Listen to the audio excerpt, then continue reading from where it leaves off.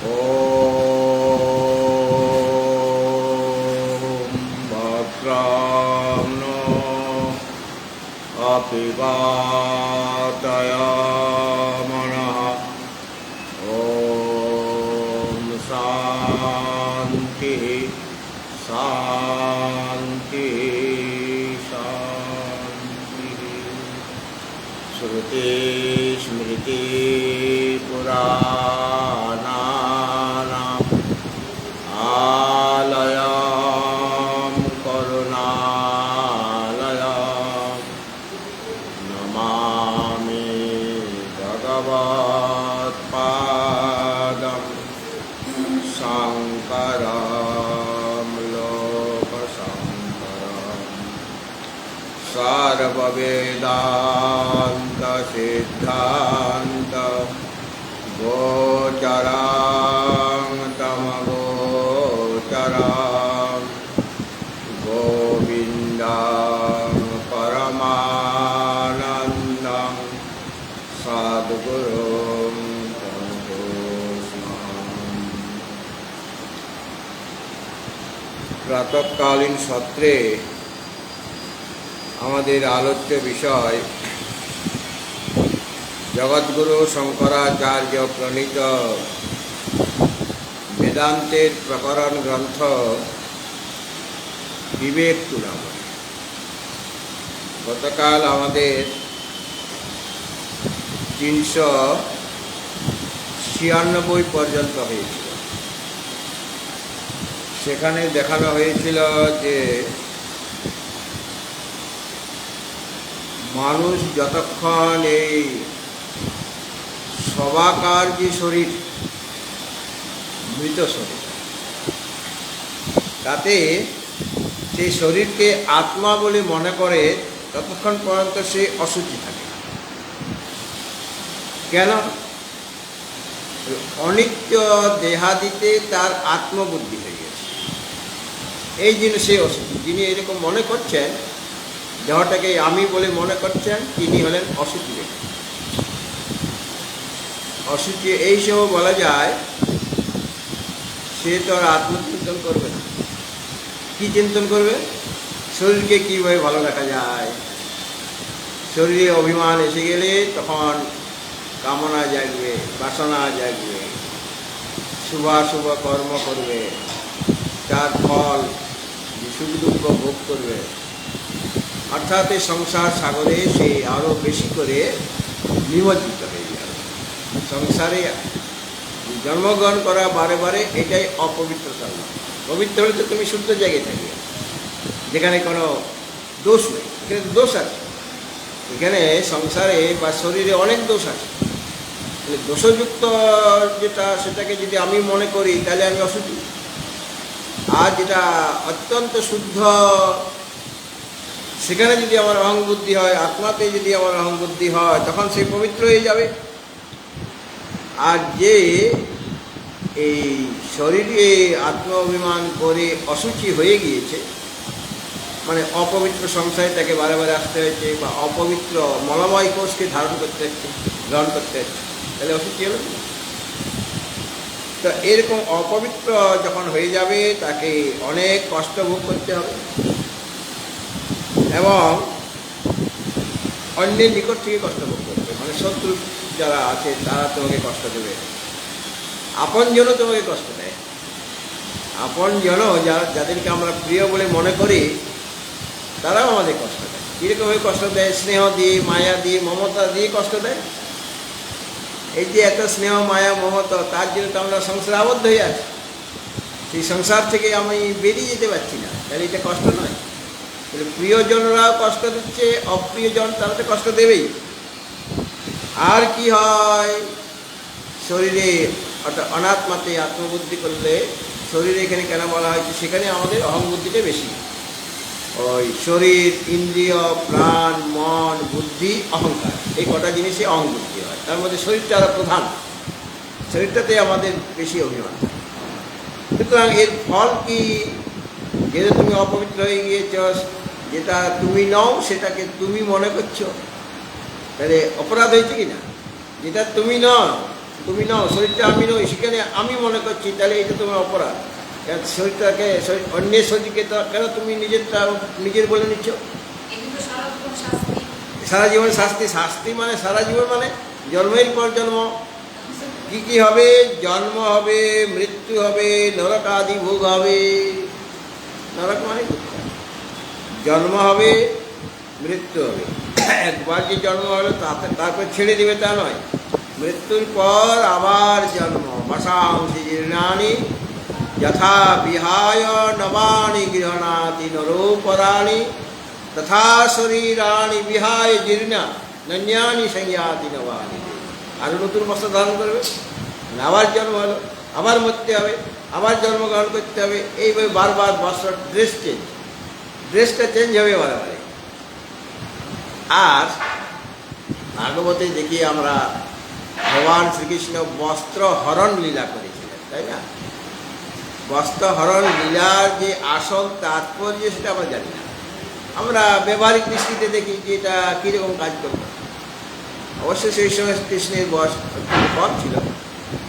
তো আধ্যাত্মিক দৃষ্টিতে বস্ত্র হরণ হলো। এই বস্ত্র কাকে বলা হয়েছে? এই স্থূল শরীরটাকে, বা সব শরীর না। তো স্থূল শরীরে আমার অভিমানটা বেশি আছে, সূক্ষ্ম শরীরে আমার অভিমান আছে। তাহলে যারা ভগবান শ্রীকৃষ্ণের আশ্রয় গ্রহণ করবে, ভগবানকে যারা প্রেম নিবেদন করবে, যারা ভগবানকে ভালোবাসবে, ভগবান এর প্রতিদান দেবে কি না? প্রতিদান কি না? বস্ত্র হরণ করে নেবে। তোমার যে শরীরে অভিমান আছে সেটা আমি হরণ করে নেব, এটা একটা প্রতীক। বস্ত্র হরণ লীলাটা একটা প্রতীক। ব্যবহারিক দৃষ্টিতে সেটা অশ্লীল বলে মনে হতে পারে, কিন্তু আধ্যাত্মিক দৃষ্টিতে এটা সবচেয়ে বড় কাজ করছেন ভগবান, যে তিনি আমাদের বস্ত্র হরণ করেন। মানে আমাদের অনিত্যাদি পদার্থে যে অভিমান আছে, অনাত্মা পদার্থে যে অভিমান আছে, শরীরটা নিলে ভালো হবে, তাহলে শরীরটাকে বস্ত্র বলা হয়। সেই বস্ত্র মানে শরীরে অভিমানটি তিনি হরণ করে দেন, মানে দূর করে দেন। অর্থাৎ তোমার আর অভিমান থাকবে না, দেহটাকে তুমি আত্মা বলে আর মনে করবে না। কত বড় কাজ করে দিলেন তিনি, কতখানি তিনি কৃপাময়, যে এইটার জন্যই তো আমাকে সংসারে বারবার আসতে হচ্ছে, তাই না?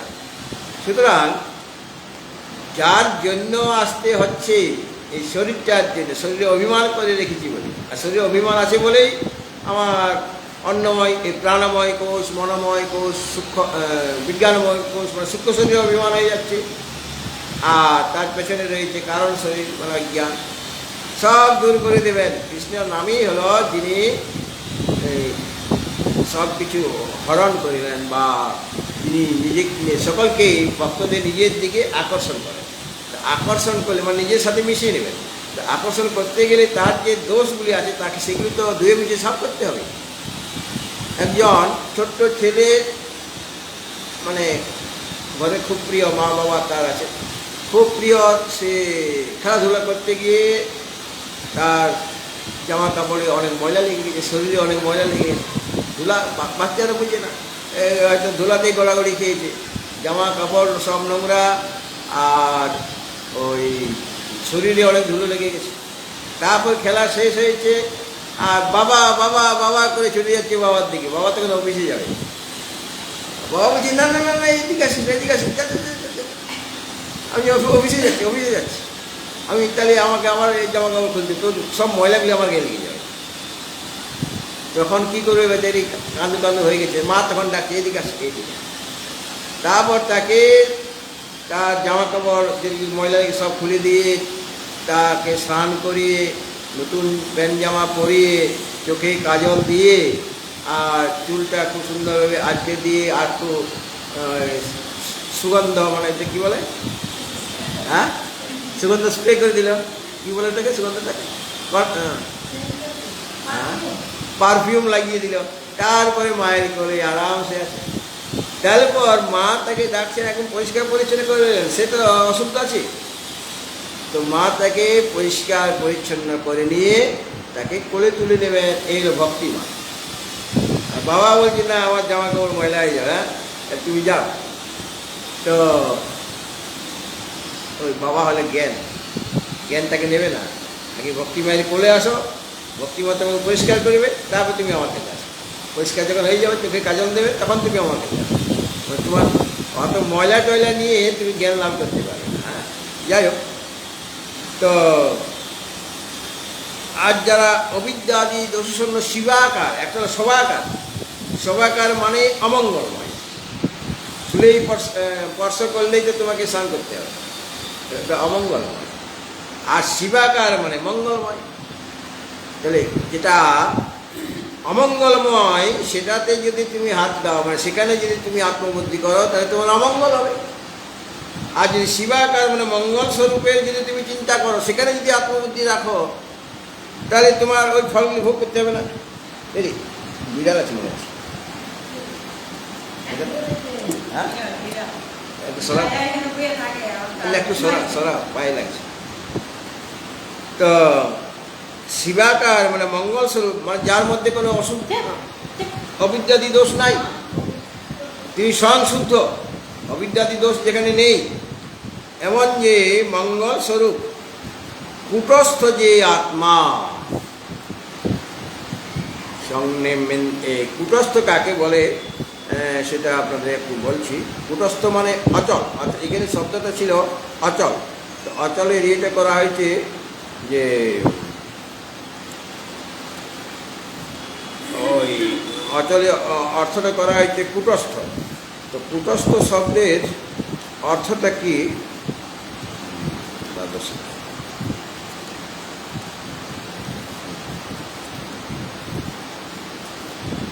কূটস্থর অর্থগুলি নানা রকম হয়। একটা বলেছিলাম যে কামারের যে নেহাই, যেটার উপরে রেখে নানা রকম সেই যন্ত্রপাতি বানায়, যন্ত্রপাতিগুলির মধ্যে নানা রকম বিকার হচ্ছে, কিন্তু নেহাইটার মধ্যে কোনো রকম বিকার আসছে।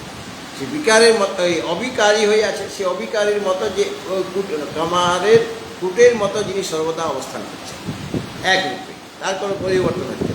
তাকে আশ্রয় করে যেগুলি যন্ত্রপাতি তৈরি হচ্ছে সেগুলি বিকার, তার মধ্যে নানা রকম বিকার দেখা যাচ্ছে। লোহার একটা রড নিল, সেটাকে কোদাল বানিয়ে দিল, সেটাকে দাও বানিয়ে দিল, মানে রূপটা তাদের পরিবর্তন হচ্ছে। তো যিনি আরেকটা হচ্ছে যিনি মিথ্যাভূত যে মায়িক জগৎ, তার অধিষ্ঠান রূপে অবস্থিত। কুট মানে মায়া, যিনি মিথ্যাভূত মায়িক জগতের অধিষ্ঠান রূপে আছেন। মিথ্যাভূত মিথ্যা স্বরূপ যে মায়িক জগৎ, সেই জগতের অধিষ্ঠান রূপে যিনি স্থিত আছেন, তিনি হলেন কূটস্থ। সর্বদা একরকম আছেন, আর জগতের মধ্যে নানা রকম পরিবর্তন হচ্ছে, এর কূটস্থ। অথবা যিনি নিত্য নির্বিকার, সর্বদাই নির্বিকার থাকেন, তাকে কূটস্থ বলা হয়। কূট মানে মায়া বা অজ্ঞান। সেই মিথ্যাভূত মায়া থেকে রচিত হচ্ছে জগৎ প্রপঞ্চ। সেই জগৎ প্রপঞ্চের যে আশ্রয় অধিষ্ঠান রূপে যিনি আছেন, তিনি কূটস্থ, মানে যিনি নিত্য নির্বিকার থাকেন। আরেকটা হলো অর্থ, এটার একটা অর্থ। আরেকটা হলো গিরিশৃঙ্গবৎ। গিরিশৃঙ্গ যেমন নিশ্চলভাবে অবস্থান করছে, তার চলন না, ঝড় ঝাপটা আসছে, সে কিন্তু স্থির হয়ে আছে, অস্থির হয়ে যাচ্ছে না। তো গিরিশৃঙ্গের মতো যিনি নিশ্চলভাবে অবস্থিত, এখানে কূট মানে গিরিশৃঙ্গ, আর ওখানে কূট ছিল মায়া। আর মায়া মানে মায়ার থেকে রচিত যে জগৎ প্রপঞ্চ, তার অধিষ্ঠান। আর কূট মানে যদি গিরিশৃঙ্গ নেওয়া হয়, তাহলে গিরিশৃঙ্গবৎ মানে গিরিশৃঙ্গ যেমন অচল হয়ে থাকে, কম্পন নাই, সেইরকম তিনি স্থির হয়ে থাকেন। আরেকটা অর্থ হলো সমস্ত বস্তুর মূলে তিনি অবস্থিত। কারণ খুঁজতে খুঁজতে তারপরে আর যার কারণ পাওয়া যাবে। হ্যাঁ, যত কার্য পদার্থ আছে সকলেরই কারণ আছে। যেমন আকাশ, বায়ু, অগ্নি, জল, পৃথিবী। পৃথিবীর কারণ কি? জল। তো পৃথিবীটা জলে লীন হবে, তাই না? যখন প্রলয় হবে পৃথিবীটা জলে লীন হবে, জলটা অগ্নিতে লীন হবে, মানে কার্যটা কারণে লীন হবে। তারপর ওই পৃথিবী জলে লয় হলো, আর জলটা অগ্নিতে লয় হবে তার কারণে। আর অগ্নির কারণ হলো বায়ু, তো অগ্নি তার কারণ বায়ুতে লীন হয়ে যাবে। বায়ুর কারণ হলো আকাশ, আকাশটা বায়ুটা আকাশে লয় প্রাপ্ত হবে। আর আকাশটার কারণ হলো প্রকৃতি, প্রকৃতি থেকেই তো হয়েছে। তো প্রকৃতিতে লয় হয়ে যাবে। আবার প্রকৃতি কাকে অধিষ্ঠান করে রয়েছে? পরমাত্মা, তাতে সে লয় হয়ে যাবে। এইভাবে সমস্ত বস্তুর মূলে তিনি অবস্থিত। মানে কার্যগুলি কারণে লয় হতে হতে তারপর আর এমন একটা কারণ আছে যার আর কোনো কারণ নেই, তিনি হলেন কূটস্থ।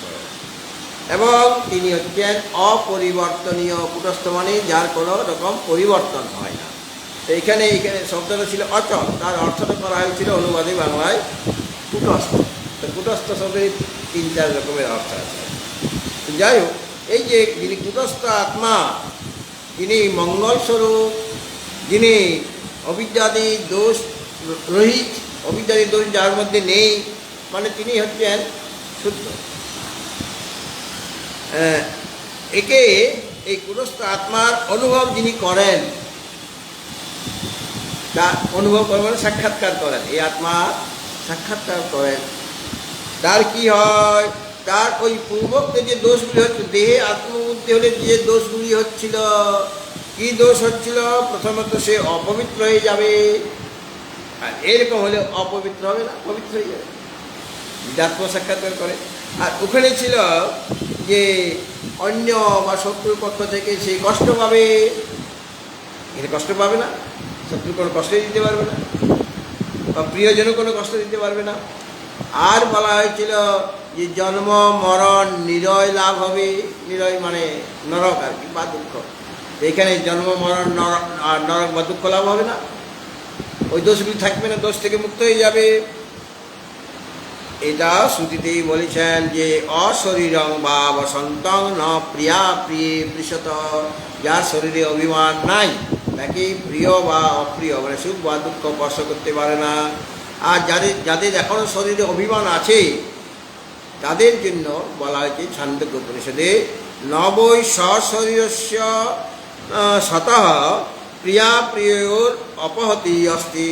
যাদের সশরীর মানে শরীরে যার অভিমান আছে, আর অশরীর মানে শরীরে যার অভিমান নাই, শরীর থেকে আমি আলাদা। আর সশরীর মানে শরীরেই যার আত্মবুদ্ধি আছে, সে হলো সশরীর।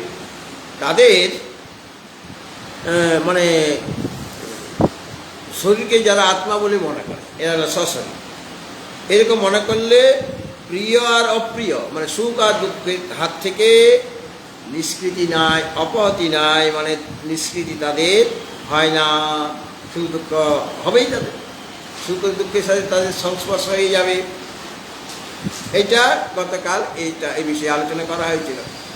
রামপ্রসাদ একটা গান গেয়েছেন, মানে যখন তুমি আত্মস্বরূপকে সাক্ষাৎকার করি তখন তোমার অবস্থাটা কীরকম হবে সে বিষয়ে রামপ্রসাদ বলছেন, সূচি অসুচিরে লয়ে দিব্য ঘরে কবে শুবি, 2 সতিনে পীড়িত হলে শ্যামা মাকে পাবে তুমি। এরকম একটা গান, এই গানটার অর্থ আরম্ভ করছে। সূচি অসুচিরে লয়ে, দুজনেই থাকে, সূচি অসুচিরে লয়ে দিব্য ঘরে কবে শুবি। দিব্য ঘর মানে দিব্য ধাম মানে সধাম, যেখানে গেলে আর ফিরে আসতে হয়। দিব্য ঘরে কবে শুবি মানে সেখানে কবে তুমি পৌঁছাবে, অর্থাৎ পরম পদ তুমি কখন লাভ করবে। যখন সূচি 2 সতিনে পীড়িত হলে, 2 সতিনে পীড়িত হলে শ্যামা মাকে পাবে। তো সূচি আর অসুচি মানে একটা পবিত্র একটা অপবিত্র। যখন আত্মসাক্ষাৎকার হয়ে যাবে, আত্মার জ্ঞান হয়ে যাবে, তখন তোমার কাছে আর ধর্ম অধর্ম কিছু থাকবে না, তুমি ধর্ম অধর্মে ঊর্ধ্বে উঠে যাবে, পবিত্র অপবিত্রের ঊর্ধ্বে উঠে যাবে। তোমার ওই সময় কোনো পুণ্য পাপ থাকবে না, ওগুলি স্পর্শ করতে পারবে না, পুণ্যও স্পর্শ করবে না, পাপও স্পর্শ করবে। সূচিও তোমাকে, সূচি অসু সব সমান। কাজে 2 সতিনের পীড়িত হলে মানে সূচি আর তার আরেক সতিন হলো অসুচি, তারা পরস্পর বিরুদ্ধ, কিন্তু ভাব হয়ে গেছে। ভাব হয়ে গেছে মানে দুজন একসাথে থাকলেও তার কোনো অসুবিধা নেই। যখন ধর্মাধর্মের অতীত হয়ে যাবে, যখন পবিত্র অপবিত্র বোধ তোমার থাকবে না, তখনই তুমি শ্যামা মাকে পাবে। মানে মান অপমান, যেটা গীতাতে বলা আছে, মান অপমান সমান, আর জয় পরাজয়, লাভ ক্ষতি, সুখ দুঃখ সব যখন তোমাকে সমান হয়ে যাবে তখন তুমি সমামাকে পাবে। মানে আত্মতত্ত্ব তার স্বরূপ থেকে জানার তুমি যোগ্য হয়ে উঠবে, তবে সামামাকে পাবে। মানে আমাদের বেদান্তের সাথে মিলছে। হ্যাঁ, গানটা জানা আছে তোমার? সূচি অসুচির লয়ে দিব্য ঘরে কবে যাবে? দিব্য ঘর মানে পরম ধাম। যদ্গত্বা নিবর্তন্তে তদ্ধাম পরমং। বলে 203 পীড়িত হলে তখন যাব। সূচি অসুচি যদি সমান বোধ হয়ে যায়, ধর্ম আমার ধর্মও নেই অধর্মও নেই, সব কিছু আমার ত্যাগ হয়েছে, মানে এইটা সব কিছু সমান আমার কাছে মনে হয়। অর্থাৎ সূচি অসুচিরে লয়ে, সূচি অসুচিরে লয়ে দিব্য ঘরে কবে যাবে? এখানে দিব্য ঘর মানে পরম ধাম, পরম পদ, মানে নিজ স্বরূপ। সে নিজ স্বরূপ তুমি কবে লাভ করবে? দিব্য ঘরে কবে শুবি, মানে পরম পদ তুমি কখন লাভ করবে, এটা তার অর্থ। দেখেছ? 203 পীড়িত হলে, তারপরে 203 পীড়িত হলে শ্যামা মাকে তবে পাবে। মানে যখন তোমার সূচি অসুখ সব এক হয়ে যাবে। এই যে বড় বড় মহাত্মা মহাপুরুষ এরকম আছেন, ওই কুকুরের পিঠে চড়ে, কুকুরের পিঠে শুয়ে মানে বসে আছে, আর নিজে খাচ্ছে রুটি, আর কুকুরটাকে রুটি খাওয়াচ্ছে। তার কোনো বোধ নাই তার। সে তো ওই ব্যবহারিক জগতে নয়, তিনি তো আধ্যাত্মিক জগতে আছেন, তিনি তো নিজের স্বরূপে স্থিত হয়ে আছেন। সে কি খাচ্ছে, কার উপরে বসে আছে, তার কোনো বোধেই নেই। সবাই হাসাহাসি করছে যে এই সাধু বাবা এইরকম কুকুরের পিঠে চড়ে আবার নিজেও খাচ্ছে, আবার অর্ধেকটা তাকে দিচ্ছে, আবার কুকুরের মুখ থেকে কেড়ে নিয়ে নিজে খাচ্ছে, আর সবাই হাসাহাসি করছে যে এটা পাগল হয়ে গেছে নাকি, এত বড় সাধু বাবা পাগল হয়ে গেছে। তখন ও বলছে, কথং হাসি রে মূর্খ, তুমি কি জানো না বিষ্ণুর উপরই হরি, বিষ্ণুর উপরই হরি, বিষ্ণু খাদতি বিষ্ণবে, কথং হসসি রে বিষ্ণু সর্বং বিষ্ণুময় জগৎ। বলে বিষ্ণুর উপরই বিষ্ণু, তুমি কুকুর দেখছো, আমি বিষ্ণু দেখছি। বিষ্ণুর উপরে বিষ্ণু বসে আছে, আমি বসে আছি, কুকুরটাও বিষ্ণু। বিষ্ণুর উপরই বিষ্ণু, বিষ্ণু খাদতি বিষ্ণবে, আমি বিষ্ণু রুটিটা খাচ্ছি মানে বিষ্ণু খাচ্ছি। আর কথং হাসি রে বিষ্ণু, হে বিষ্ণু তুমি কেন হাসছ, তাকেও বিষ্ণু বলছে। সর্বং বিষ্ণুময়ং জগৎ, সমস্ত কিছু যে বিষ্ণুময়, বাসুদেবময়, বাসুদেবের সর্বমিতি, এটা কি তুমি জানো না? তখন তার কুকুরের মধ্যেও সে আত্মদৃষ্টি, সেটাও বিষ্ণু হয়ে গেছে তার কাছে। এটা গুরুদেব বলতে না, বিষ্ণুর উপরই বিষ্ণু, বিষ্ণু খাদতি বিষ্ণবে, কথং হাসসি হে বিষ্ণু, সম্বোধন করছে। কথং মানে যে বলেছে তাকে সম্বোধন করছে। কথং হাসসি হে বিষ্ণু সর্বং বিষ্ণুময়ং জগৎ, সমস্ত কিছু বিষ্ণুময়। এই জগতে বিষ্ণু ছাড়া আর কি আছে? তুমি তোমার দৃষ্টিতে কুকুর বিড়াল এই সমস্ত আছে, আমার দৃষ্টিতে অন্য কিছুই নাই, সব মিথ্যা। আছেন কেবল বিষ্ণু ভগবান আছে, মানে আমার আত্মা আছে। আত্মা ছাড়া আর এই সংসারে কেউ নেই। ঠিক আছে? বিষ্ণুর উপরে বিষ্ণু, বিষ্ণু খাদতি বিষ্ণবী, বিষ্ণু চতুর্থী এক বছর বিষ্ণবী, সাধবী যে বাংলায়। আর কথং হাসসি হে বিষ্ণু, তখন ওপার হবে, হ্যাঁ, সর্বং বিষ্ণুময়ং জগৎ। ঠিক আছে? এখন 357 নম্বর শ্লোকটা দেখো। সাত্মন্যারোপিতা শেষা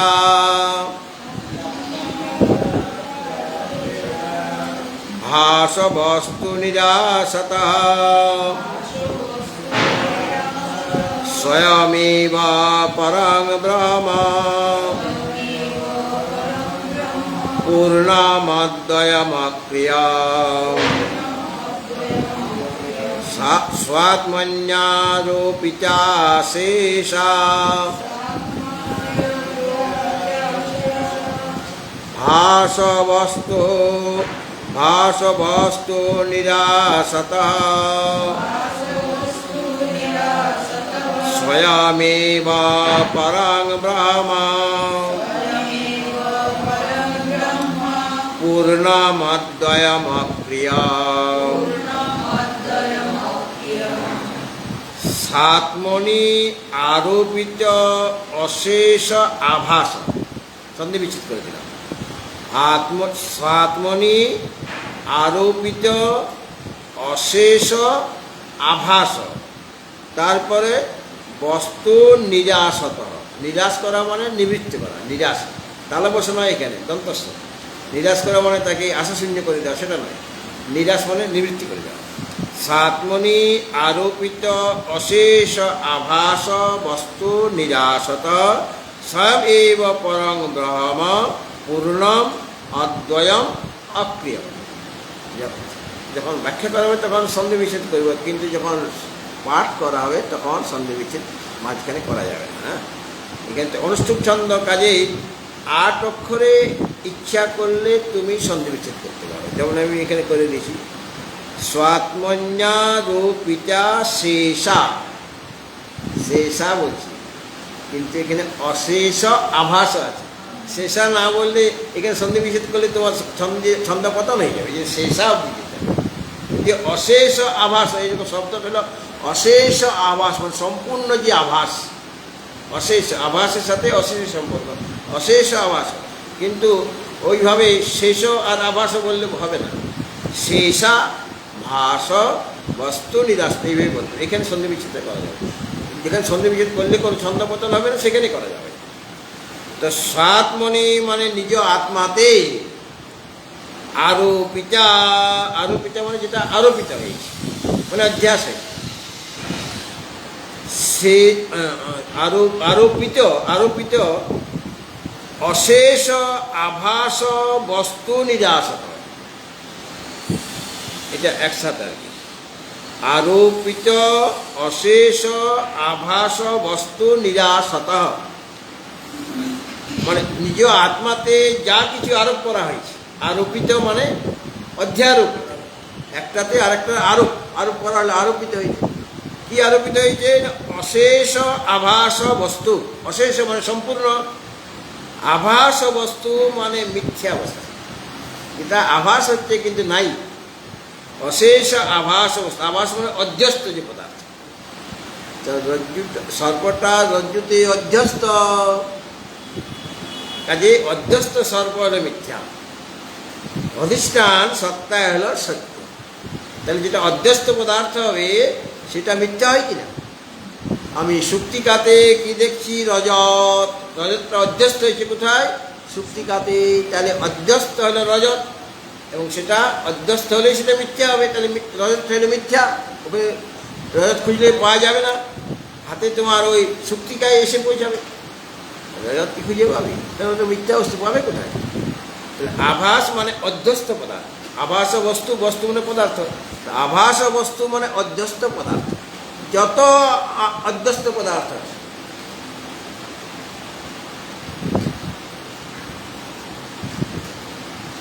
যত অধ্যস্ত পদার্থ আছে, যেটা আরোপিত হয়েছে কোথায়? আত্মাতে, সেটার নিরাসত, তার নিরাশ করে মানে সেটাকে নিবৃত্ত করতে হবে। মিথ্যা যত পদার্থ জগৎ আরোপিত হয়েছে স্বাত্মনি, নিজ আত্মা।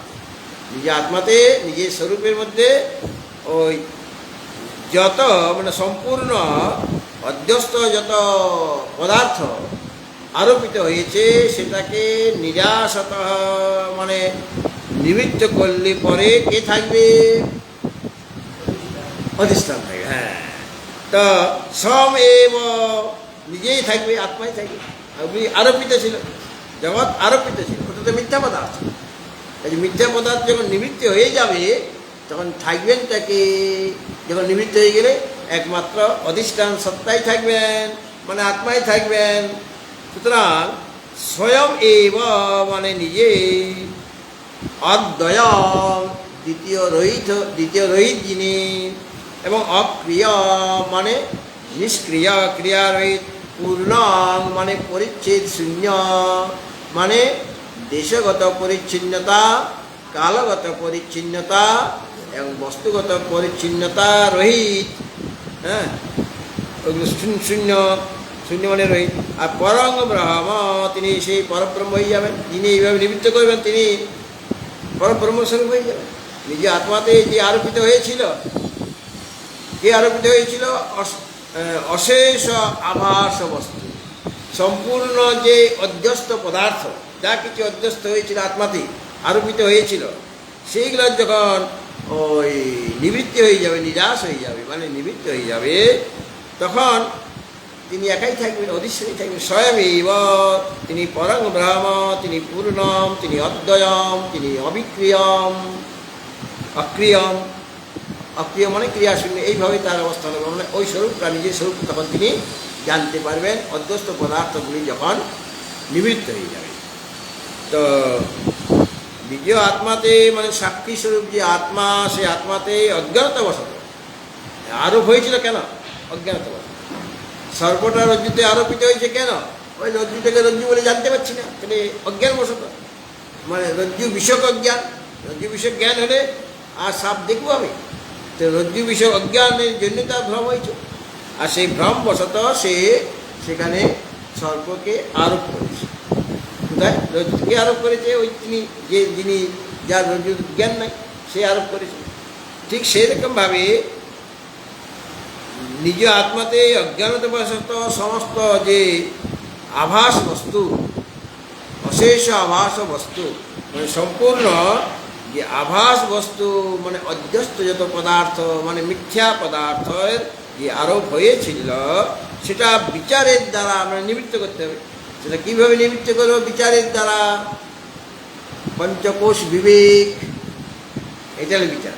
পঞ্চকোষের যে বিচারটা দেখানো হয়েছে, পঞ্চকোষ বিবেকের দ্বারা, এবং শ্রবণ মনন নির্যাসন, এইগুলির দ্বারা। এগুলি তো এক একটা বিচার। শ্রবণ হলো বিচার, মননটাও বিচার, আর নির্যাসনটাও বিচারে। এই বিচারের দ্বারা সেই মিথ্যা পদার্থের নিবৃত্তি। নিবৃত্তিটা আমি করবো কেমন? এখানে বলতে নিবৃত্ত করে। কীভাবে নিবৃত্তি হবে? তো বিচারের দ্বারা হবে, নিধিধ্যাসনের দ্বারা হবে, মননের দ্বারা হবে। আর এইরকম অধ্যস্ত পদার্থ, মানে যত সম্পূর্ণ যে জগতে অধ্যস্ত হয়েছে, সেটা নিবৃত্ত হয়ে গেলে আত্মা স্বয়ংয়ে তিনি নিষ্ক্রিয়, তিনি অদ্বয় আত্মা হয়ে যাবেন, তিনি পূর্ণ ব্রহ্মস্বরূপ হয়ে যাবেন। যিনি তা নিবৃত্ত করবেন, তিনি তাকে জীব ছিলেন, এখন শিব হয়ে যাবেন। আগে সবাকার ছিল, এখন শিবাকার হয়ে গেল, মানে মঙ্গল স্বরূপকে তিনি লাভ করবেন। তিনি সর্বাপেক্ষা মঙ্গলময়কে, ইনি হলেন শ্রী মঙ্গলময়, আত্মাই হলেন মঙ্গলময়। আত্মাই পরম প্রেমাস্পদ, নবারে পতি কামায় পতি প্রিয় ভবতি, আত্মনস্তু কামায় পতি প্রিয় ভবতি, নবারে জায় কামায় জায়া প্রিয়া ভবতি, আত্মনস্তু কামায় জায়া প্রিয়া ভবতি, নবারে পুত্রস্য কামায় পুত্র প্রিয় ভবতি, আত্মনস্তু কামায় পুত্র প্রিয় ভবতি। অর্থাৎ নিজের আত্মার জন্যই সব প্রিয় বলে মনে হচ্ছে। যতক্ষণ সে সুখ দেবে ততক্ষণ প্রিয়, যেদিন সুখ দেবে না, দুঃখ দেবে, সে অপ্রিয় হয়ে গেল। সুতরাং সবচেয়ে প্রেমাস্পদ হলেন আত্মা, তিনি প্রিয়তম, তিনি হলেন প্রিয়তম। তাকে জানলে সব কিছু জানা হয়ে যাবে। সুতরাং বিচারের দ্বারা যখন ওই এগুলি, মানে যেগুলি আরোপিত হয়েছিল, মিথ্যা বস্তু আরোপিত হয়েছিল আত্মাতে, সেগুলি যখন নিবৃত্তি হয়ে যাবে, নিবৃত্তি হয়ে গেলে তখন সে বুঝতে পারবে আমি নিজে সেই নিষ্ক্রিয় অদ্বয় পূর্ণ পরব্রহ্ম আমি, আর তিনি সেই রকম হয়ে যান। ইয় হবই ব্রহ্মবেদ ব্রহ্মৈব সভবতি, হ্যাঁ, যো হবই ব্রহ্মবেদ ব্রহ্মৈব ভবতি, স ইয়ো হবই তৎপরমং ব্রহ্মবেদ, ব্রহ্মবেদ ব্রহ্মবেদ ব্রহ্মৈব ভবতি। যিনি ব্রহ্মকে জানবেন তিনি ব্রহ্মস্বরূপ হয়ে যাবেন। আত্মস্বরূপত আত্মা, আত্মা মানে জীবাত্মা, স্বরূপত সে পরব্রহ্ম। স্বরূপত মানে জীব যে মনে করছে সেটা তো আরোপিত হয়ে গেছে, সেটা আসলে জীব নয়, সেটা স্বরূপত পরব্রহ্ম স্বরূপ। কিন্তু অনাদি অজ্ঞানতা বসত, অনাদিকাল থেকে কবে যে তার ভ্রমটা হয়ে গেছে বুঝে যাচ্ছে না। অনাদি অজ্ঞানবশত আত্মাতে সেই কর্তৃত্ব, ভক্তৃত্ব, এই ধর্মগুলি লাগিয়ে নিয়েছে। কিন্তু পরমাত্মা তার নিজের যেটা স্বরূপ, সেখানে কোনো কর্তৃত্ব ছিল না, সেখানে কোনো ভক্তিত্ব ছিল না। কিন্তু অজ্ঞানতাবশত যেটা আত্মার স্বরূপ নয়, সেটা লাগিয়ে নিচ্ছে কর্তৃত্ব। আমি কর্তা, আমি ভোক্তা, দেহটা আমি, ইন্দ্রিয় আমি, অর্থাৎ যেটা আমি নই সেখানে অহং বুদ্ধি হয়ে যাচ্ছে, অর্থাৎ মিথ্যা বস্তুর আরোপ হয়ে গেছে। এই শরীর আদি মিথ্যা যে বস্তু, সেই বস্তুর আরোপ হয়ে গেছে নিজ আত্মাতে অজ্ঞানতাবশত। তাহলে যেটা যে আরোপটা হয়েছে সেটাকে অপবাদ করতে হবে। এটা আরোপ হয়ে গেছে অজ্ঞানতাবশত। আরোপ যেটা হয়েছে অর্থাৎ শরীর, ইন্দ্রিয়, মন, বুদ্ধি, এইগুলির আরোপ হয়েছে কোথায়? আত্মাতে, পরমাত্মাতে আরোপিত হওয়াতে তখন সে জীব হয়ে গেছে। এখন যে আরোপটার অপবাদ করতে হবে। আরোপটা যেটা আরোপিত হয়েছে, মিথ্যা বস্তুটা আরোপ হয়ে গেছে, মানে আমার গায়ে ময়লা লেগে গেছে, বাইরে থেকে এসেছে, সেটাকে স্নান টান করে সাবান লাগিয়ে সেটাকে ময়লাগুলিকে আমি দূর করতে পারি কিনা? আর আমার যদি গায়ের রঙেই কালো হয়, তো যতই সাবান ঘষেন আপনি ফর্সা হবেন? হ্যাঁ, অনেকে বলে মহারাজ আপনি এত ফর্সা কী করে?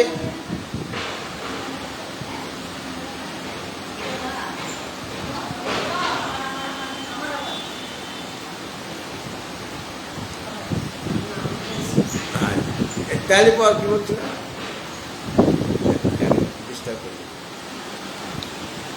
মানে আরোপিত হয়ে গেছে। আসলে তো ওটা তো আমার সত্যিকারের স্বরূপ নয়, ওটা আরোপিত হয়েছে, মানে অন্য জায়গা থেকে লাগিয়ে দেওয়া হয়েছে, ময়লাটা লাগিয়ে দেওয়া হয়েছে। সেটাকে পরিষ্কার করলেই আমি হয়ে যাব, মানে আগের মতো আমার শরীরটা হয়ে যাবে। সেরকমভাবে যত আরোপিত ওগুলি মিথ্যা পদার্থ আরোপিত হয়েছে, শরীরের ধর্ম, ইন্দ্রিয়ের ধর্ম, মনের ধর্ম আত্মাতে আরোপিত হয়ে গেছে। আরোপিত হওয়াতে সে নিজে মনে করছে আমার জন্ম আছে, মৃত্যু আছে, আমার সুখ আছে, দুঃখ আছে, আমার ক্ষুধা আছে, পিপাসা আছে, এই বিষয়ে মনে করছে, আরোপিত হয়ে গেছে বলে। এখন বিচারপূর্বক এই আরোপিত যে অধ্যস্ত যত পদার্থ, মিথ্যা পদার্থ, সেইগুলিকে যখন বিচারের দ্বারা নিবৃত্ত করা হবে, তখন সে দেখবে যে আমি আসলে সীমিত নই, কোনো সময় সীমাবদ্ধ ছিলাম না, আমি সেই সত্যম জ্ঞানম অনন্ত স্বরূপ। তো কর্তা ভোক্তা সংসারে বলে সে নিজেকে মনে করছে কে? এই জীব। অনাদি অজ্ঞানবশত সে নিজেকে জীব বলে মনে করছে, নিজেকে কর্তা ভোক্তা বা সুখী দুঃখী, সম্মানিত অপমানিত ইত্যাদিগুলি সে মনে করছে। আজ যখন গুরুর কাছে গিয়ে তদ্বিদ্যে প্রণিপাতেন পরিপ্রশ্নেন সেবয়া উপদেশন্তিতে জ্ঞানম জ্ঞানীন তত্ত্বদর্শী। অথবা উপনিষদে বলছেন তদ্বিজ্ঞানার্থম, তার আগে আছে পরীক্ষ লোকান কর্মজিতান ব্রাহ্মণ নির্বেদ মায়ান নাস্তকৃত কৃতে। পরীক্ষ লোকান, এই জগতে যা কিছু বস্তু হয় সব পরীক্ষা করছে, বিচার করছে। পরীক্ষ লোকান কর্মচিতান, কর্মের দ্বারা অর্জিত ইহলোক বা পরলোক। কর্ম মানে শুভাশুভ কর্ম, মানে পুণ্যকর্ম বা পাপকর্ম, তার দ্বারা অর্জিত যেটা সেটা ক্ষয় হয়ে যাবে, যেহেতু ওটা কর্মের দ্বারা জন্য। কর্মচিত মানে কর্মের দ্বারা অর্জিত, সেটা কর্মজিতান লোকান, পরীক্ষ লোকান কর্মজিতান ব্রাহ্মণ। আর কর্মের দ্বারা মানে পুণ্যকর্মের দ্বারা সেটা স্বর্গলোকও যেতে পারে। তা সেখানেও যে পদার্থগুলি আছে সেইগুলিকে বিচার করছে, সেইগুলি চিরকাল থাকবে কিনা, সুখ দেবে কিনা, আর ওগুলি ক্ষণিক না অনিত্য, নিত্য তো নয়, অনিত্য। বিচার করে দেখি ওটা নিত্য না অনিত্য। এই বিচার করে দেখলে সব ক্ষণিক, সব বিনাশী। যিনি সাধক তিনি বিচার করছেন, মানে গুরুর কাছে যাওয়ার আগে সে বিচার করেছে। আর তখন নির্বেদম আয়ান, আয়ান মানে আয়াত, নাস্ত কৃত কৃতেন, ওই তটা নয়। তিনি দেখলেন তাহলে এগুলো সব অনিত্য, কর্মের দ্বারা অর্জিত যা কিছু ভোগ্য পদার্থ সব অনিত্য, চিরকাল থাকবে না। তাহলে এর পেছনে কি কোনো নিত্য পদার্থ আছে যেটা আমাকে লাভ করা দরকার? অনিত্য পদার্থ তো চিরকাল থাকবে না, সেই সুখও দেবে না। অনিত্যম অসুখম লোকম এবং প্রাপ্য বজস্বম, এগুলি দুঃখকর, ক্ষণিক। তখন ওই নির্বেদম আয়াত, তখন তার নির্বেদ হয়ে গেল, মানে বৈরাগ্য হয়ে গেল। ইহলৌকিক পদার্থের প্রতি, পারলৌকিক পদার্থের প্রতি তার বৈরাগ্য উৎপন্ন হয়ে গেল। এবং তিনি বিচার করে দেখলেন নাস্তি অকৃত কৃতেন, অকৃত মানে পরমাত্মা, যাকে করা হয়নি, আর কৃতেন মানে কর্ম, অকৃত মানে পরমাত্মা, যাকে করা হয়নি এবং যে কিছু কোনো কর্ম করে না। অকৃত মানে নিত্য, যেটা কৃত সেটা সব নিত্য, অনিত্য। যেটা করা হয়েছে, যার উৎপত্তি হয়েছে বা কর্মের থেকে উৎপন্ন হয়েছে। আমি একটা মনে করুন ঘট বানালাম, তো ওটা ঘরটা আমি তৈরি করেছি, যেহেতু ওটা কৃত, করা হয়েছে কর্মের দ্বারা, এই জন্য সেটা নাশ্য। যা কিছু করা হবে মানে উৎপন্ন হবে সেটা বিনাশ, নাশবান। কিন্তু অকৃত মানে যেটা নাশবান নয়, যেটা করা হয় কাজে ওটা অকৃত মানে নিত্য। অকৃত মানে নিত্য যে পরমাত্মা। নাস্তি অকৃত অকৃতে নয়, অকৃতকে কৃতের দ্বারা পাওয়া যাবে না। হ্যাঁ, অকৃত মানে পরমাত্মা, তাকে কৃতেন কর্ম না, শুভাশুভ কর্মের দ্বারা তাকে লাভ করা যাবে না। কেননা কৃতেন কর্ম না, যে কর্ম করা হবে তার দ্বারা যেটা পাবে সেটা অনিত্য পদার্থই হবে। যজ্জন্যম তত্তৎ অনিত্যম বা নাশ্যম। কিন্তু তিনি তো নাশ্য নয়, তিনি অকৃত, এই জন্য পরমাত্মা। কৃতেন কর্ম না, কর্মের দ্বারা কোনো সময়ে সেই পরমাত্মাকে লাভ করা যাবে না। তাই সেই পরমাত্মাকে লাভ করার জন্য তিনি কী করছেন? তদ্বিজ্ঞানার্থ, সেই যে নিত্য যে আত্মা, অবিনাশী যে তত্ত্ব, তদ্বিজ্ঞানার্থ সব গুরুমেব অভিগচ্ছে, গুরুর কাছে যাচ্ছেন, গুরুর সম্মুখে যাচ্ছেন। গুরু আসবে না, এটাই নিয়ম, গুরুর কাছে যেতে হতো। আর রেয়ার কেসে গুরু শিষ্যের কাছে আসে, রেয়ার কেসে। কিন্তু সাধারণ নিয়ম হলো শিষ্যকে গুরুর কাছে যেতে হবে। অনেক সময় গুরু এত কৃপা করছে না, শিষ্য এত যোগ্য ব্যক্তি, গুরু ছুটে যাচ্ছে শিষ্যের কাছে। শিষ্য সেই রকম শিষ্য, আর গুরু সেই রকম শিষ্য। শিষ্য যদি অনেক উচ্চস্তরের হয় তখন সে যাবে, তার জন্য তখন সে ছুটে যাবে, গুরু এমনিতে যাবে না। কিন্তু অতি যোগ্য ব্যক্তি হয় যে তার একটুখানি বাকি, সে আসতে দেরি করছে কেন, আসতে দেরি করছে কেন? ঠাকুর শ্রীরামকে সবসময় নরেনের জন্য অপেক্ষা করছে, কবে আসবে, কবে আসবে, কবে আসবে। আর যখন শুনছেন সে কোথাও চাকরি পাচ্ছে না, ভালো হয়েছে, ভালো হয়েছে, কোথাও চাকরি পাচ্ছে না, ভালো হয়েছে, মনে মনে ওর চাকরি পেলে তো সে যে কারণে আসে সে কাজটা হবে না। সে যদি একটা স্কুলে বা কলেজে একটা চাকরি তার হয়ে যেত, বা কোনো একটা কাজ যদি পেয়ে যেত, তাহলে কি তিনি বিবেকানন্দ হতে পারতেন? তাহলে কি তিনি বিশ্বের কল্যাণ করতে পারতেন? আর যখন সেই মায়ের কাছে গিয়ে বলবেন, ঠাকুরই বলেছেন, যাও তুমি, তোমার যা যা প্রয়োজন, অভাব তুমি মিটিয়ে নাও, তোমার টাকা পয়সা দরকার, তোমার সব কিছু দরকার, অনেক কিছু ভোগ্য পদার্থ, মার কাছে যাও, তুমি চেয়ে নেবে। আর সে গিয়ে কী চাইছে? শ্রদ্ধা দাও, ভক্তি দাও, জ্ঞান দাও, বইয়ের দাও। ঠাকুরের দিকে ভালো খুব শিক্ষা হয়েছে, মানে সে ভুলে গেছে।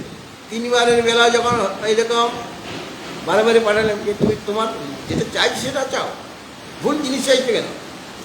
আর ঠাকুর তো জানেন এইটাই তো আসল জিনিস চেয়েছে। তখন সে হাততালি হয়েছে, খুব আনন্দ হয়েছে ঠাকুরের। তারপরে তাকে বললেন যে ঠিক আছে, তুমি ওগুলি পাবে না, তুমি তোমার ঘরে কোনো অভাব হবে না, ভাত কাপড়ের অভাব হবে না, সুতরাং তুমি যেটা কাজ করতে চাও সেটা করো। ওই শ্রদ্ধা দাও, ভক্তি দাও, জ্ঞান দাও, বইটাকে তো মা ওটা দিয়ে দিয়েছে তোমার কাজে। আর ওই সংসার করা তোমার, তবে তোমার সংসারে যারা তোমার পরিবার পরিজন আছে তাদের কোনো অভাব হবে না। এটা ঠাকুর আশীর্বাদ যাই। এইভাবে বিচারের দ্বারা যখন তার অজ্ঞান দূর হয়ে যাবে, দূর হয়ে গেলে সে তখন নিজের স্বরূপটিকে জানতে পারবে না। তদ্বিজ্ঞানতম সব গুরুমেবে অভিজ্ঞচ্ছে সমিত প্রাণী ক্ষত্রিয় ব্রহ্মনিষ্ঠ। কার কাছে যাবে? গুরু কীরকম? আমরা ক্ষত্রিয় আর ব্রহ্মনিষ্ঠ। ক্ষত্রিয় মানে জ্ঞানী, শাস্ত্র জ্ঞান যার আছে, যেটাকে জ্ঞানীনস তত্ত্বদর্শী, জ্ঞানীন বলতে ক্ষত্রিয়। আর তত্ত্বদর্শী মানে ক্ষত্রিয় ব্রহ্মনিষ্ঠ, ব্রাহ্মী স্থিতিতে যিনি আছেন, সর্বদাই যার মনটি পরমাত্মাতে স্থির হয়ে আছে, তিনি হলেন ব্রহ্মনিষ্ঠ, ক্ষত্রিয় ব্রহ্মনিষ্ঠ। তো তখন তিনি সেই শিষ্য মানে সাধক গুরুর কাছে যাবেন, কেননা গুরুর নিকট থেকে ওই তার কথা, অর্থাৎ তিনি তো সব বিচারটা কীভাবে করতে হবে, তোমার যে আরোপিত হয়ে গিয়েছে এইগুলি, মানে অনিত্য অনাত্ম সব তোমার তোমার মধ্যে আরোপিত হয়ে গেছে। শরীরের ধর্ম, ইন্দ্রিয়ের ধর্ম, মনের ধর্ম, বুদ্ধির ধর্ম, প্রাণের ধর্ম তোমার মধ্যে আরোপিত হয়ে গেছে।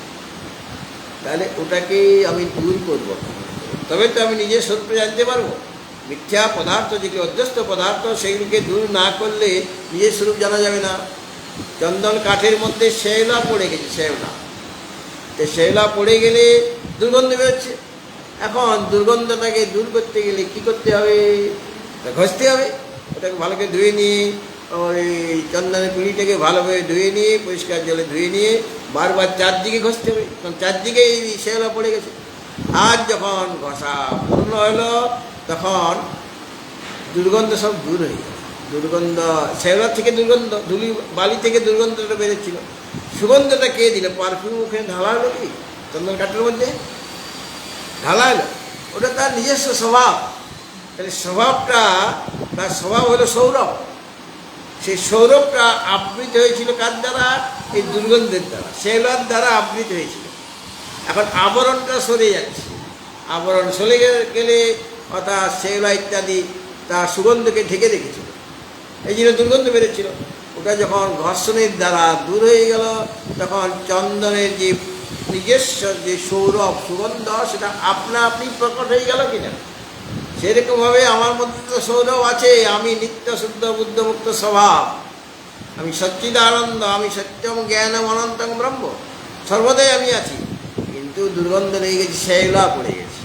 কিসের শেওলা? শরীরে শেওলা, শরীরে আত্মবুদ্ধি, ইন্দ্রিয়ে আত্মবুদ্ধি, কতগুলি একটার পর একটা শেওলা। প্রাণে আত্মবুদ্ধি, মনে আত্মবুদ্ধি, অহংকারে আত্মবুদ্ধি, এত এত শেওলা, মানে শেওলার পর শেওলা পড়ে গেছে। তাহলে কতখানি ঘষতে হবে? অনেক দিন পরে আসছে, গেছিল তো উত্তরকাশীতে, ওখানে আটকে গেছিল, হড়কা বানিয়েছিল, আসতেই পারছে না, আসতেই পারছে না, রাস্তা আটকে গেছে। আর যখন আসলো 1 বছর পরে আসে, অসুস্থ হয়ে গিয়েছিল, ওখানে হাসপাতালে ভর্তি হতে হয়েছিল। এদিকে তো চন্দন পিঁড়ি ধুয়ে যায় না, চন্দন পিঁড়ি চন্দন কাঠ ওই অবস্থায় রয়ে গেছে। তাড়াতাড়ি ট্রেনের সময় হয়ে গেছে, ওটা করতে ভুলে গেছে। এসে দেখে এরকম দুর্গন্ধ বেরোচ্ছে, আমি পূজা করবো তোমার। তখন সেই ঘর্ষণ করলো, ওটা তো ফেলে দেবে না। অনেক ব্যাঙ্গালোর থেকে কিনে এনেছে, একদম খাঁটি। আর আগরতলা থেকে কিনলে এই শাল কাঠের মধ্যে ওই পারফিউম স্প্রে করে দিবে বা সুগন্ধিত জলের মধ্যে রেখে দিবে, তাহলে চন্দন কাঠ পেয়েছে। আগরতলায় খুব ভালো চন্দন কাঠ পাওয়া যায়। আর 2 দিন ঘষার পর আর গন্ধ বেরোচ্ছে না, এরকম হয়ে যাচ্ছে। তখন শুধু কাঠের গুঁড়ি বেরোচ্ছে, সেটা পেস্ট করে লাগাচ্ছেন আপনি, ভগবানকে দিচ্ছেন। কিন্তু আসল চন্দন কাঠ আছে, তাহলে সেটা দামি জিনিস, ফেলা যাবে না। সুতরাং ঘর্ষণ করলে তার স্বরূপটা যেটা আবৃত হয়েছিল ওই শেওলার দ্বারা, সেটা আবরণ যখন সরে গেল, তখন সুগন্ধটা আপনা আপনি প্রকাশ হয়ে গেল। ঠিক সেরকমভাবে আমি তো সর্বদাই সত্যম জ্ঞান অনন্তম ব্রহ্ম, কিন্তু শেওলা পড়ে গেছে, সেটা সেই দূর করার জন্য গুরুর কাছে যেতে হচ্ছে। আমি নিজে শেওলাটা পরিষ্কার করতে পারছি না, মানে এই যে অনাত্মাতে আত্মবুদ্ধি আমার হয়ে আছে, আমি দূর করতে পারছি না সেই শেওলাগুলি। এটা দুর্গন্ধ বেরোচ্ছে, অসুচি হয়ে গেছে আমার শরীরটা, আমার মন অসুচি হয়ে গেছে। তাহলে আমি সুচি হব, তাহলে আমাকে স্নান করতে হবে, গুরুর কাছে গিয়ে স্নান করতে হবে। মানে ওইগুলি যেগুলি আরোপিত অধ্যস্ত পদার্থ, সেইগুলিকে দূর করার জন্য যা যা প্রয়োজন গুরু বলবেন। গুরু কিছুই করবেন না, গুরু তোমাকে আত্মার স্বরূপটা দেবে না, আত্মস্বরূপের জ্ঞান দেবে না। যেগুলি অনাত্মা তাকে বাদ দিয়ে দেবে, যেগুলি অনাত্মা সেগুলিকে বাদ দেওয়ার মন্ত্র শেখাবে। বাদ দিয়ে দিলে যেটা বাকি থাকবে তার মধ্যে সুগন্ধ আপনা আপনি ফুটে উঠবে, নিজের স্বরূপটা আপনা আপনি নিঃসং জ্যোতি প্রকাশ আপনা আপনি প্রকাশিত হয়ে যাবে।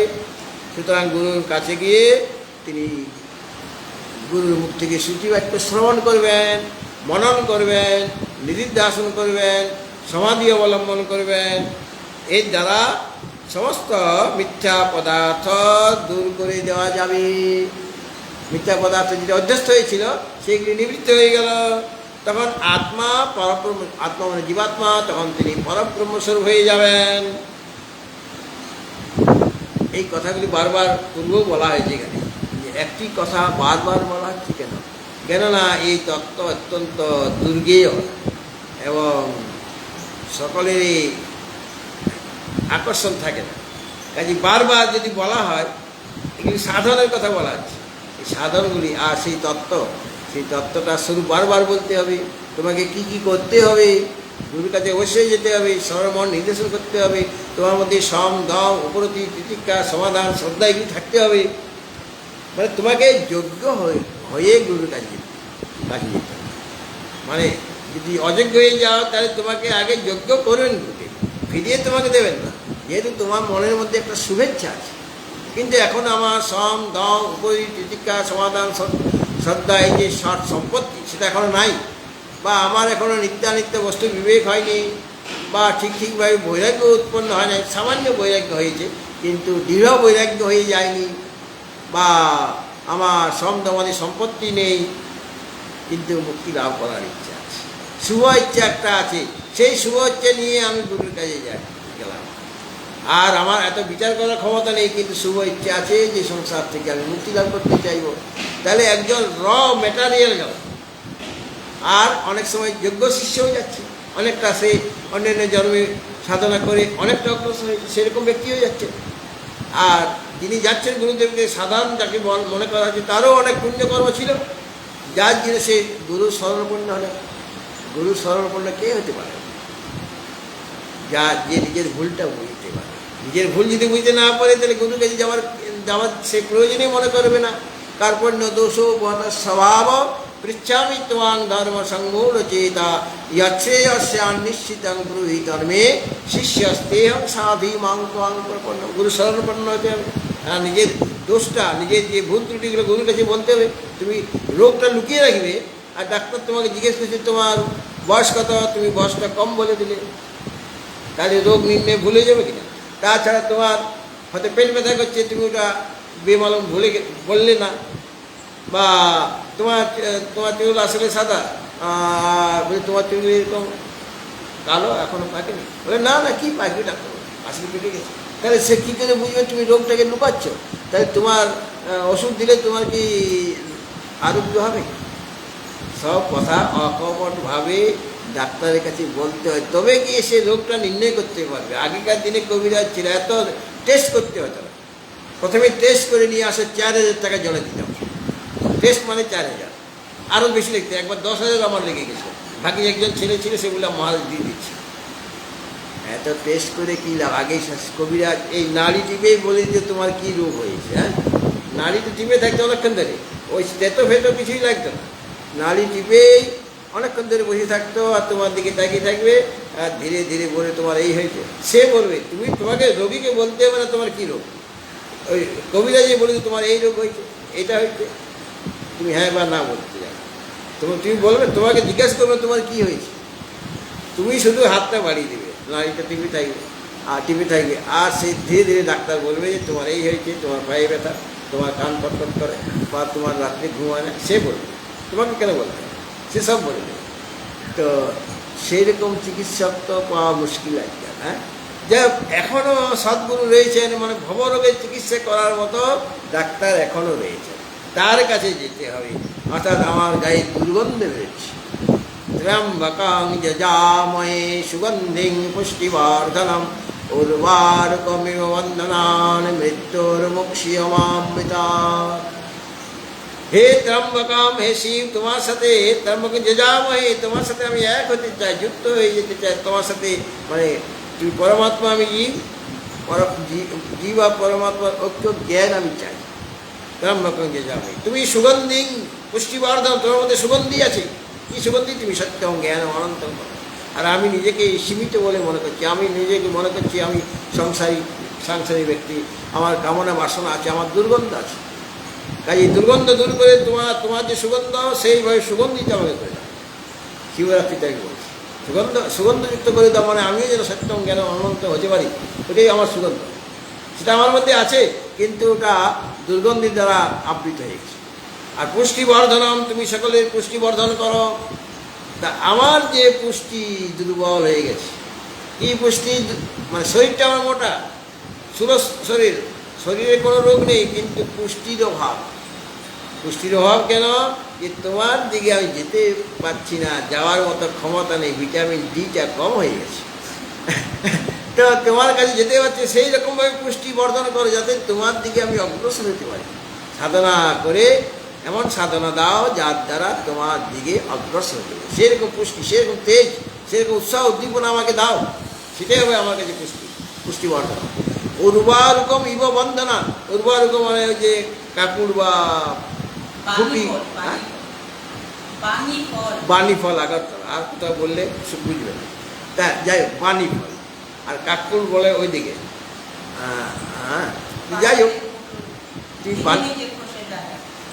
নিজে নিজে খসে যায়, তখন সেটা তার লতা থেকে যে একটা ডাঁটা লেগেছিল, ডাঁটা থেকে আলাদা হয়ে যায়।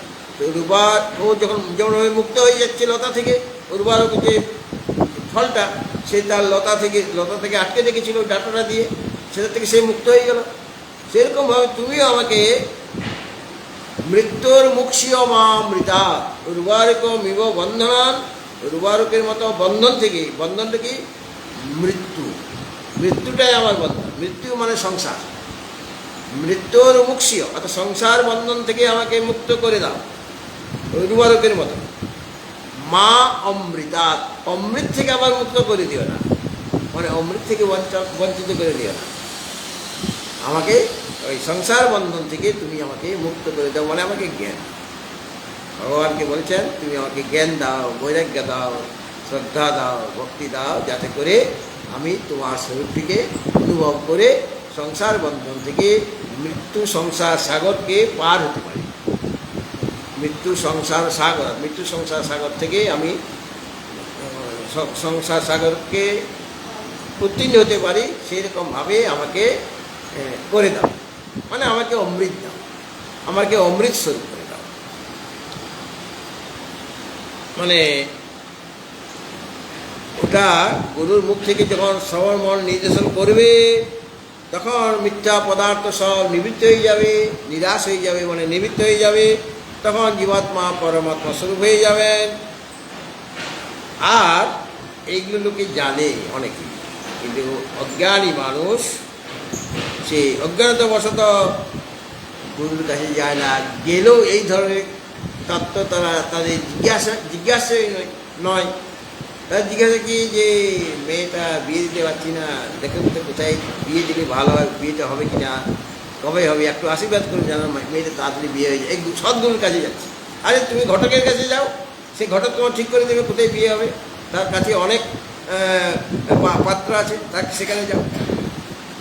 কীভাবে ব্যবসা বাণিজ্য আমি উন্নতি করতে পারবো, আরে এখানে যে চলে যাও, ওই মরণের চালাতে কীভাবে এত বড় হয়ে গেল।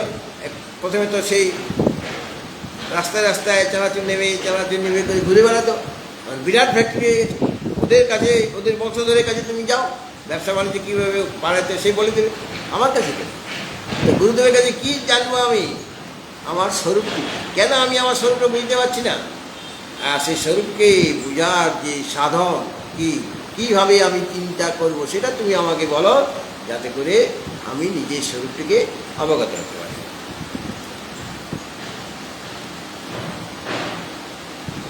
আরেকটা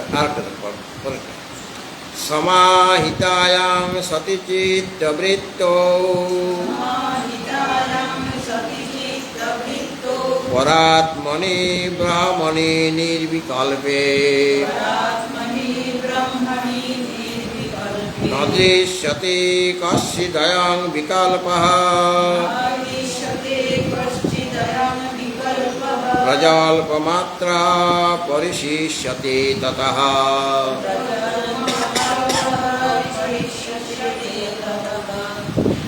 সমাহিতায়াং সতি, সতি মানে সৎ শব্দের সপ্তমীর এক বচন, সৎ শব্দের তকারান্ত শব্দ, সৎ শব্দের সপ্তমীর এক বচন হলো সতী। সৎ মানে পরমাত্মা, তাহলে সতী মানে সৎস্বরূপ যে আত্মা, পরাত্মনি, সৎস্বরূপ যে পরাত্মনি শব্দটাও এখানে রয়েছে পরেই। সমাহিতাং সতী চিত্তবৃত্ত পরাত্মনি, পরাত্মনি মানে পরমাত্মনি, অর্থাৎ সতী পরমাত্মনি। সতী মানে সৎস্বরূপ যে পরমাত্মা, সেই পরমাত্মাতে, সে পরমাত্মা কী রকম না নির্বিকল্পে। নির্বিকল্প মানে বিকল্প শূন্য, বিকল্প মানে যেখানে কোনো দৃশ্য নাই, কোনো কল্পনা নাই। বিকল্প মানে কল্পনা বই। আর দৃশ্য বলতে সব তো কাল্পনিক, মায়া রচিত। এই জন্য ওগুলিকে বলা হচ্ছে বিকল্প। বিকল্প মানে যত দৃশ্য পদার্থ যেগুলি কাল্পনিক পদার্থ। কারণ এই পরমাত্মা কীরকম, তিনি নির্বিকল্পে, এখানে সপ্তমী বিভক্তি, অর্থাৎ বিকল্প রহিত। তার মানে তার মধ্যে ওই কোনো দৃশ্য পদার্থ নেই, মানে দ্বৈত নেই, দ্বৈততার মধ্যে নেই, দৃশ্য পদার্থ নেই। এবং ব্রহ্মণি, এমন যে ব্রহ্ম, সেখানে চিত্তবৃত্তি সমাহিতায়াম। এইরকম যে পরমাত্মা, মানে যিনি সৎস্বরূপ, এবং যিনি পরমাত্মা সৎস্বরূপ, যে পরমাত্মা যিনি নির্বিকল্প, মানে যেখানে কোনো মিথ্যা পদার্থ নাই, দৃশ্য পদার্থ নেই, এমন যে ব্রহ্মণি, সেই ব্রহ্মে চিত্তবৃত্ত সমাহিতায়াম, চিত্তবৃত্তিকে সমাহিত করে, মানে চিত্তবৃত্তিকে লগ্ন করে। অর্থাৎ পরমাত্মাতেই চিত্তবৃত্তি হবে। এমনিতে চিত্তবৃত্তি ঘট দেখলে ঘটাকার, মঠ দেখলে মঠাকার, পট দেখলে পটাকার হয়, ওই রকম বৃত্তি নয়। ওই পরমাত্মা বিষয়ক যে চিত্তবৃত্তি, পরমাত্মা যিনি নির্বিকল্প, যিনি সৎ, যিনি ওই পরমাত্মা, এমন যে ব্রহ্ম, তাতে চিত্তবৃত্তিকে সমাহিতায়াম, সমাহিত করে, মানে নির্বিকল্পক সমাধি। শ্রবণ মনন নির্দেশন, তারপরে সবিকল্প, তারপরে নির্বিকল্প, ওই নির্বিকল্প সমাধি। তো চিত্তবৃত্তি সমাহিত করে, মানে নির্বিকল্প সমাধি যখন হবে, তখন কশ্চিৎ অয়ং বিকল্প, এই যে এই সংসাররূপ যে কোনো বিকল্প, মানে কল্পনা বা দৃশ্য, সেটা ন দৃশ্যতে, সেটা দেখা যাবে না। হ্যাঁ, অর্থাৎ ওইরকমভাবে চিত্তবৃত্তি যদি সেই পরমাত্মাতে সমাহিত করা হয়, মানে যদি নির্বিকল্পক সমাধি হয়, তাহলে ওই অবস্থায় কশ্চিৎ অয়ং বিকল্প ন পরিদৃশ্য ন দৃশ্যতে, কোনো বিকল্প আর দেখা যাবে না। বিকল্প মানে সংসাররূপ যে মিথ্যা পদার্থ, সেটা হলো বিকল্প পদার্থ, মানে কাল্পনিক পদার্থ, সেগুলি আর ন দৃশ্যতে, মানে মিথ্যা বস্তু আর দেখা যাবে না।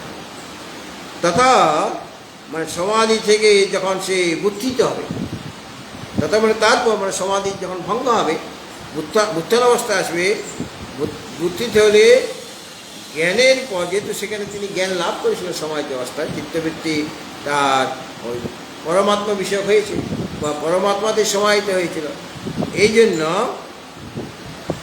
সেই যে ব্যক্তি, তিনি জ্ঞানের পর প্রজল্প মাত্র পরিশিষ্যতে।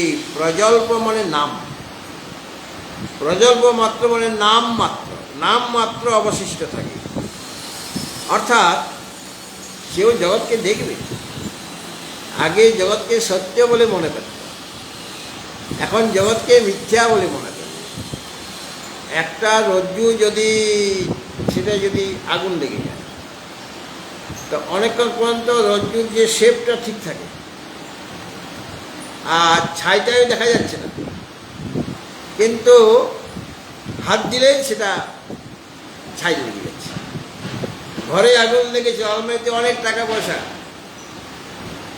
তো বেচারি সে খুলছে আলমারিতে, টাকাগুলোর কী অবস্থা, সে খুলে দেখে টাকাগুলি আগের মতোই আছে, কোনো রকম ইয়ে হয়। তাহলে সে তখন শান্তি হলো, বাস আমার টাকা পয়সাগুলো আছে, তাহলে দুটা খেয়ে বাঁচতে পারবো।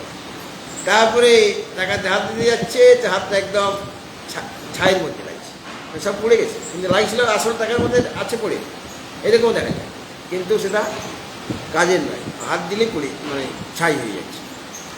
এখানে বলা হলো ওটা নাম মাত্র, প্রজন্ম মাত্র তার কাছে, ওই সাধকের কাছে, জ্ঞানীর কাছে অবশ্যই থাকে সংসার। অর্থাৎ পোড়া দড়ির মতো সংসারকে দেখা যায়, পোড়া দড়ির মতো সেই সংসারকে দেখে, অর্থাৎ সেটা দিয়ে কোনো কাজ হবে না। মানে সংসার দৃশ্যের আকার মাত্র আছে,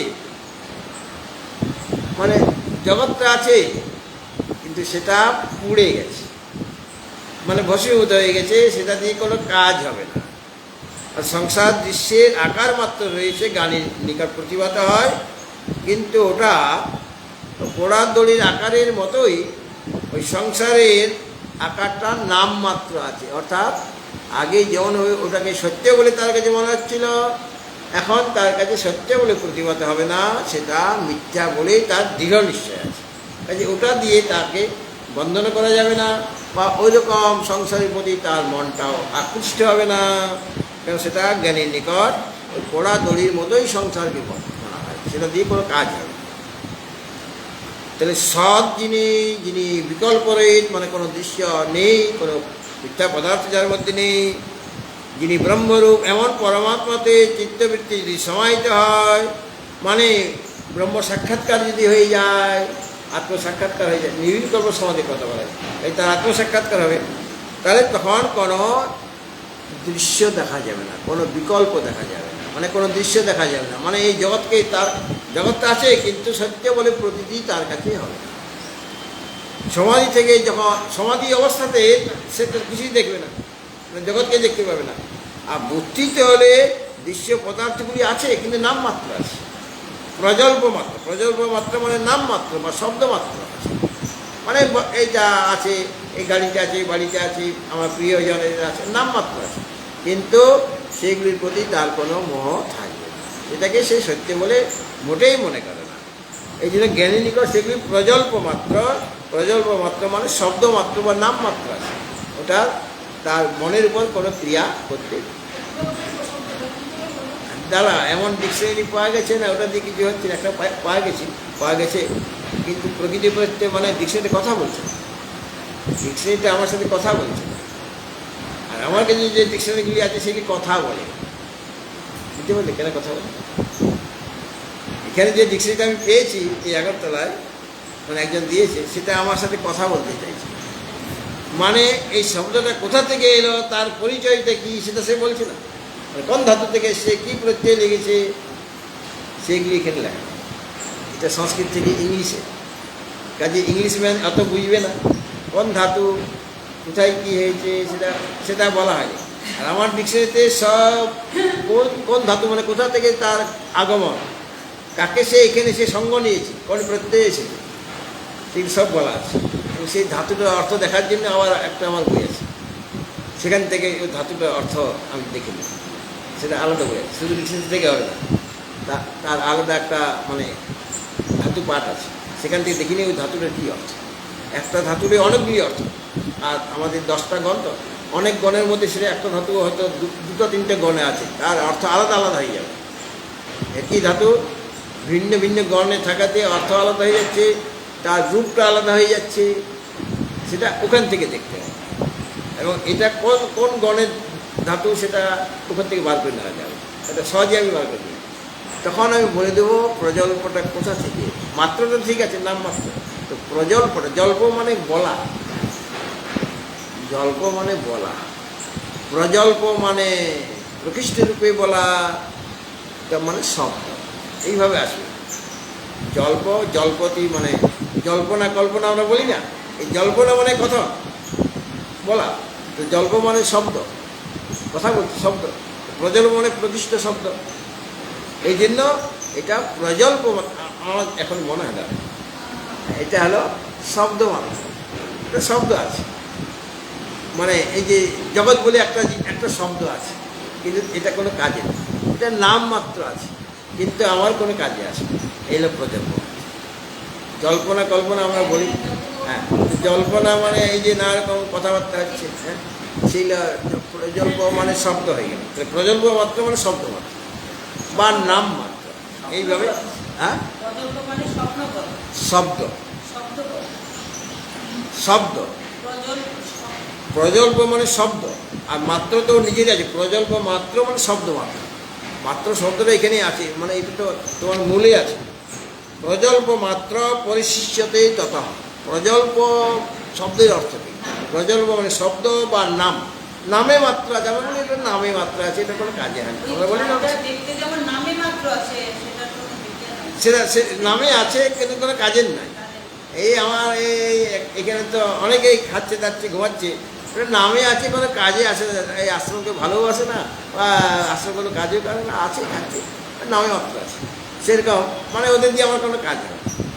আর সেরকম যে একটা শব্দ, বাচারম্ভনং বিকারো নাম ধেয়ং মৃত্তিকা ইত্যেব সত্যম, এইসব যে নাম টাম আছে, যা জগতে নাম রূপ আছে, ওটা বাচা রম্ভন বিকার নাম অধেয়, নাম মাত্র। কিন্তু সত্যকে মৃত্তিকাইতে সত্য, মৃত্তিকায় সত্য মানে যে কারণ সে সত্য। এই জগতের অধিষ্ঠান রূপে যিনি কারণ, অধিষ্ঠান যিনি, তিনি সত্য, আর সব মিথ্যা। ঠিক আছে, এই প্রজল্পটা এসে গেল। ওই ডিটেলস থাকলে আরও ভালোভাবে বলতে হবে। হ্যাঁ, ঘোড়াদড়ি, হ্যাঁ ঘোড়ার দড়ি আছে, কিন্তু কোনো কাজের না। মনে হচ্ছে যে এটা দড়ি, আমি দূর থেকে দেখছি ওটা সত্যিকে দড়ি, ওই দড়ি দিয়ে আমি অনেক কাজ করবো, আমার কিছু বাঁধা সাঁধার কাজ আছে। কিন্তু যখনই বাঁধা সাঁধা করতে যাচ্ছেন তখন কোনো কাজে আসছে না, আমার আপনার হাতটা নোংরা হবে, আর কিছু হবে না, বাঁধা সাঁধা কাজে হবে না। হ্যাঁ, বা ওই ওটা নিয়ে ঠিক হবে, ওইটা খুব ভালো জিনিস। বলো।